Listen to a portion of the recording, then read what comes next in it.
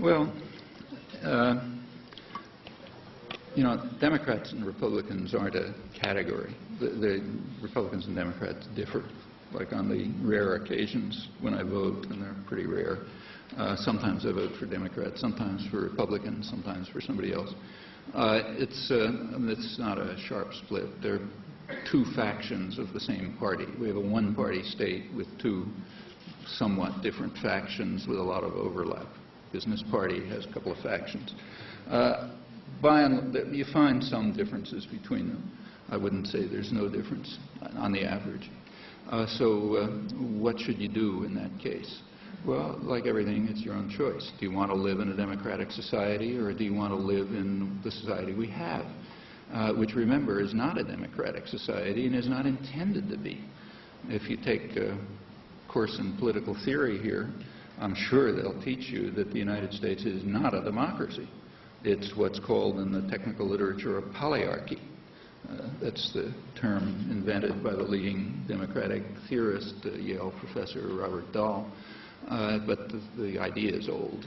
It goes way back to James Madison and the foundation of the Constitution. A polyarchy is a system in which power resides in the hands of those who Madison called the wealth of the nation, the responsible class of men, and the rest of the population is fragmented, distracted, allowed to participate. Every couple of years they're allowed to come and say, yes, thank you, why don't you continue for another 4 years?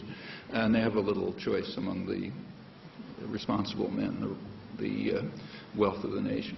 That's the way the country was founded. It was founded on the principle explained by Madison in the Constitutional Convention that the primary goal of government is to protect the minority of the opulent against the majority. And then the Constitution was designed to sort of ensure that. There's been a lot of struggle about it over the years. You know, a lot of victories have been won by the public, so it's not the same as it was 2 centuries ago. But that remains. It remains the elite ideal, and it's a constant struggle. And most of the population is well aware of it. So, for example, take the November 2000 election. There was a lot of, among intellectuals, educated people, you know, university professors and people like that, there was a great deal of outrage about the stolen election, and article after article about the Supreme Court shenanigans and, you know, Florida, this and that, and so on. If you read through that literature, which was vast, you notice there's a constant refrain. Nobody could understand why the public didn't care. You know, the public is a game among intellectuals. The public just didn't care. So, okay, the election was stolen. Who cares? It was never an issue among the public. Why wasn't it an issue? Well, you know, if you look at, this is a very heavily, the attitudes in the United States are very carefully monitored. Business wants to know what people are thinking. And in fact, there is, for example, at Harvard, at the Kennedy School of Government, a project called the Vanishing Voter Project, where they study closely the attitudes of people towards the government. It turns out on the eve of the election, so like before the election, you know, before Florida and the Supreme Court, about 75% of the population didn't think there was an election going on at all, at least as far as they were concerned.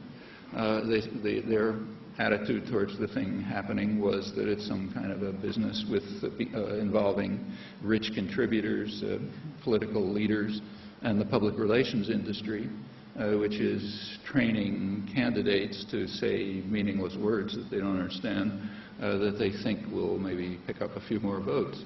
Well, that's only 75% of the public. So, of course, they didn't care very much, you know, if the Supreme Court happened to hand it over to one of them rather than the other. In fact, most people voted against their own interests, and consciously, because they knew it didn't matter much. They were supposed to vote on what are called qualities, not issues. Like, do you like the guy? You know, do you want to be with him, or something like that? Do you want to have a drink with him in a bar, you know, something like that? That was the issue in the election. People didn't even know where the candidates stood on issues. And it's not because they're stupid. It was extremely hard to figure out where they stood on issues, and that they're trained to make it hard. And in fact, most of the issues that the public cared about weren't even allowed to come up. So the major issues, if you look at public concerns, the major issues have to do with economic affairs, international economic affairs, what's misleadingly called globalization and the trade deficit and job security and things like that. None of that stuff came up. You can't bring those issues up in the elections. The free trade area of the Americas was coming up. There was going to be a summit of the Americas in a couple of months. Issues on which the public has extremely strong opinions, but none of it could be brought up in the election, and for a very simple reason. If you take a look at attitudes, there's a very sharp split between elite opinion, which is strongly in favor of all of this stuff, and the public, which is strongly opposed to them, and therefore it can't come up in the election.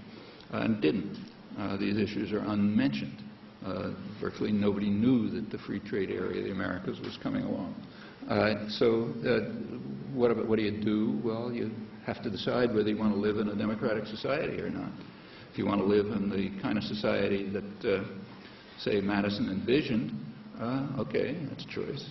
But it's certainly not necessary. Over the last couple of hundred years, there has been a very substantial extension of the right of the population, of the ability to participate and make a difference.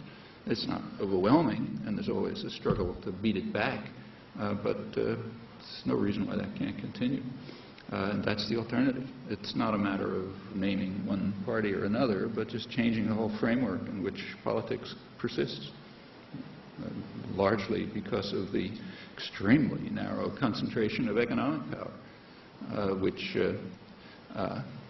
removes from the public arena most decisions that belong there. And there's a major effort underway right now to reduce it even further. Well, you don't have to accept this.